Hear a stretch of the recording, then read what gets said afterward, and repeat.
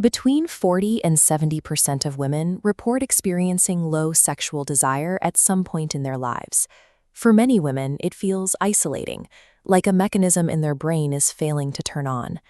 Society conditions us to think about arousal as a spontaneous event. We expect it to be a simple switch that flips effortlessly, requiring no particular environment or setup to activate. Clinical research paints a very different picture. For about 85% of women, spontaneous desire rarely happens. Instead, they experience responsive desire, meaning they start from a neutral state and require specific, active stimulation to feel aroused. This dual control model maps a biological system driven by two forces. Accelerators are contextual cues, like emotional closeness and pleasure, that excite arousal pathways. Opposing them are brakes. Highly sensitive to inhibitory inputs, these brakes immediately override any forward momentum. This model shifts the investigative focus. Instead of asking why the engine isn't starting, researchers look for the specific factors that might be holding the entire system in place. To understand why the brain stops arousal, we have to look at the specific physical and medical hurdles that force the system to halt. Major hormonal drops, particularly during the postpartum period or as a woman enters menopause, significantly reduce the blood flow and lubrication necessary for physical arousal. These physical changes can cause dyspareunia, the clinical term for pain during sex. The brain registers physical pain as a threat, which acts as an immediate, hard override to the entire sexual response system. If it hurts, the brain applies the brakes. Beyond physical changes, there are chemical brakes. Many common prescription medications inadvertently disrupt the specific neurological pathways required to move a person from a neutral state into an aroused one. Selective serotonin reuptake inhibitors, or SSRIs, are a primary example.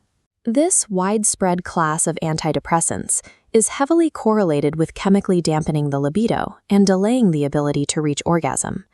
Even certain formulations of birth control, which alter the body's natural hormone baseline, can act as an unintended chemical brake on the desire system. Identifying these physical and chemical overrides frames the loss of desire as an observable biological event, rooted in the body's shifting chemistry and physical health. The system is just as sensitive to our environment. Acute stress, physical fatigue, and the constant cognitive noise of daily life apply massive pressure to the psychological brakes. Consider a typical evening: finishing a full workday, making dinner, managing childcare, and planning for tomorrow. This creates an enormous cognitive load. There is simply too much noise in the brain to allow it to be receptive to a sexual advance. This suppression has a strict evolutionary purpose.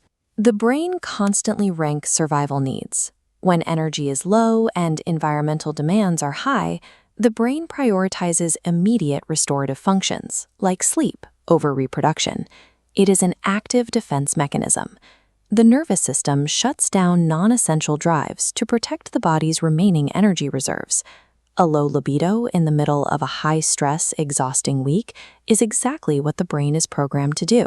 It is successfully executing its energy protection protocols. Because we can identify these specific braking mechanisms, medical professionals now have concrete ways to lift them and get the dual control system moving again.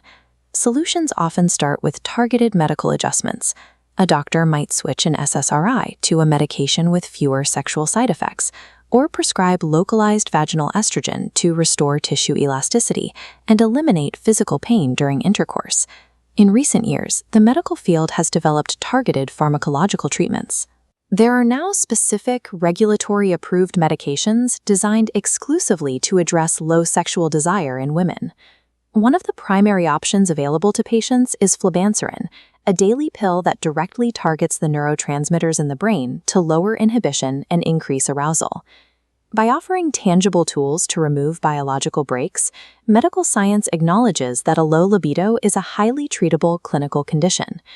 For many, the system can be tuned without pharmacological intervention by addressing the lifestyle factors holding the brakes down. Mindfulness practices and dedicated periods of self-care serve a very mechanical purpose here. They actively clear mental noise, directly reducing the cognitive load that acts as a psychological brake. Relational context matters just as much. Therapists often recommend open communication and sensate focus, a practice of caressing the body without the goal of intercourse, to build physical mindfulness and remove the anxiety of sexual performance. Low desire is the brain's natural response to a heavy physical or cognitive load. By adjusting the context, managing the stress, and communicating openly, you can lift the brakes and allow the dual control system to rebalance itself.